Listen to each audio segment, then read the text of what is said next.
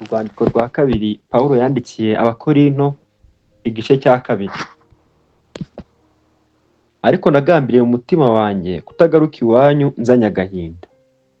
Kuko nimbatera agahinda, uwanezeza ninde atari uwo ntera agahinda?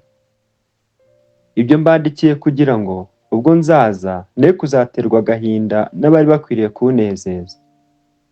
Kuko mbiringira mwese yuko umunezero wanjye ari wo wanyu mwese.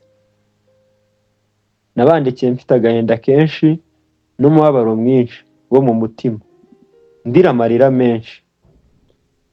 Icyakora si ukugira ngo mbatere agahinda, ahubwo ni ukugira ngo mumenye uburyo urukundo mbakunda ruhebuje.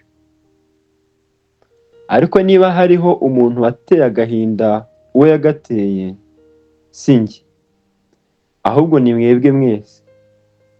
Ariko ne kubihamya bikabije, ahubwo mvuge ko ari bamwe muri mwe. Noneho rero igihano wa wundi yahanwe na benshi kiramuhagije.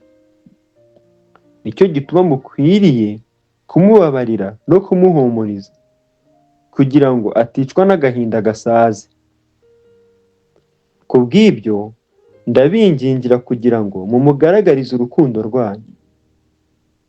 Indi mpamvu yanteye kubandikira niyi: ni ukugira ngo mbagerageze menye ko mwumvira muri byose.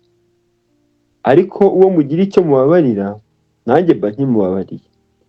Kuko nanjye ubwanjye iyo hari uwo ngize icyo mbabarira, ntimubabarira ku bwanyu imbere ya Kristo, kugira ngo Satani atagira icyo adutsindisha, kuko tutayobewe imigambi ye. Ubwo nazaga i Tirowa nzanye no kubwiriza ubutumwa bwiza bwa Kristo, nubwo nakinguriwe urugi n'Umwami wacu, nabuze uko nduhura umutima wanjye, kuko ntasanzeyo Tito mwene data. Nicyo cyatumye mbasezeraho njya i Makedoniya. Ariko Imana ishimwe, kuko ihora iturangaje imbere, ikaduha kuneshereza muri Kristo no gukwiza hose impumuro nziza yo kwimenya. Kuko turi impumuro nziza ya Kristo ku Mana, hagati y'abakira n'abarimbuka. Kuri bamwe turi impumuro y'urupfu izana urupfu, ariko ku bandi turi impumuro y'ubugingo izana ubugingo. Kandi ibyo ninde ubukwiriye? Ni twe.